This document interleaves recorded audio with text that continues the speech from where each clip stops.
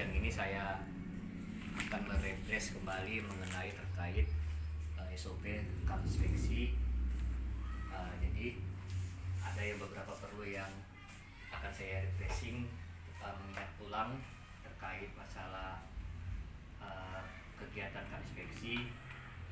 Pendahuluannya, kegiatan panen memiliki proses kerja dan norma panen yang harus dipatuhi oleh seluruh pemanen, diantaranya adalah memastikan mengerjakan panen sesuai SOP, meminimalisir losis produksi, dan menjaga mutu panen. Dalam upaya mempertahankan mutu panen sesuai dengan SOP atau IKA dan norma, maka dilaksanakan pemeriksaan Kap Inspeksi oleh Kabak Tanaman, General Manager, Manager, Asisten Kepala, Asisten Updeling, Mandor 1, Mandor Panen, Kerani Kap Inspeksi, dan KCS.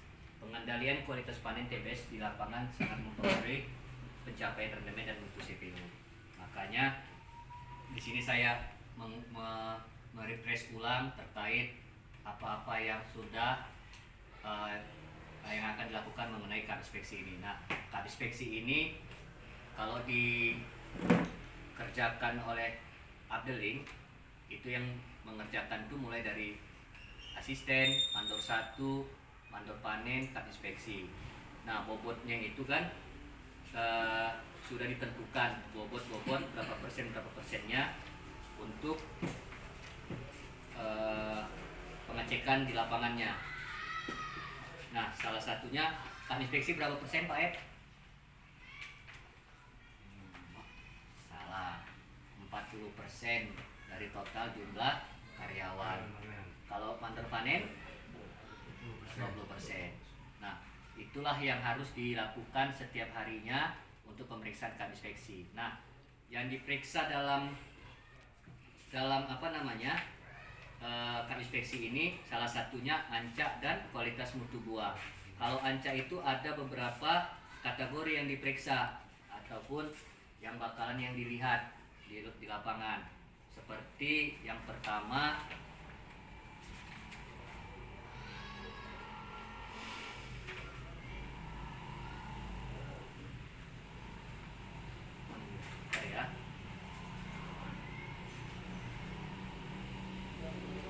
nah ini buah matang tidak dipanen, itu dendanya 5.000 per tandan.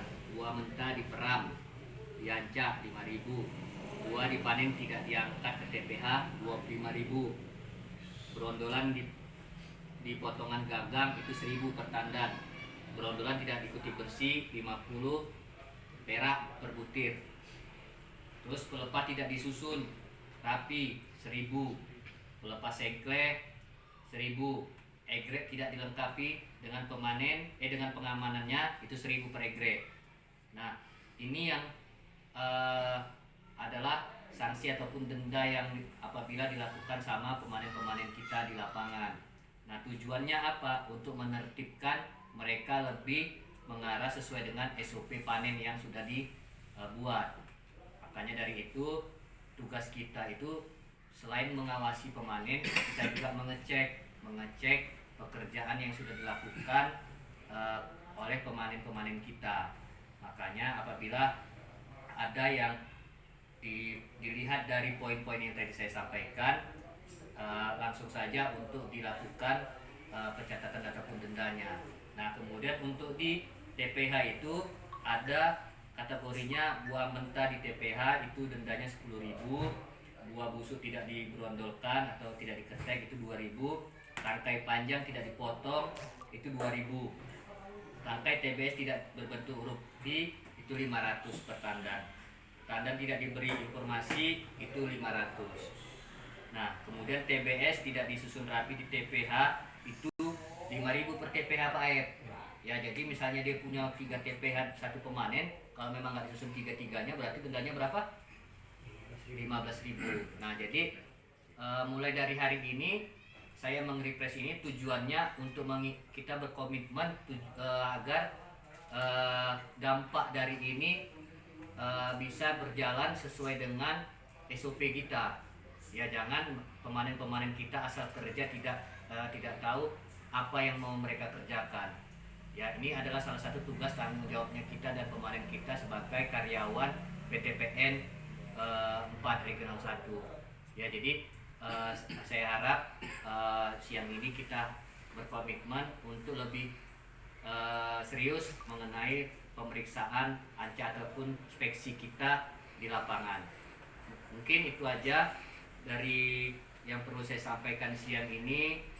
Untuk merefresh kembali apa-apa saja tentang inspeksi, apa-apa saja yang harus kita lakukan, ini mulai kita benahi mulai hari ini dan seterusnya. Itu saja saya akhiri. Wabillahi taufiq wal hidayah. Assalamualaikum warahmatullahi wabarakatuh. Selamat siang semuanya. Waalaikumsalam warahmatullahi wabarakatuh. Oke ya, saya tutup dengan ucapan PTPN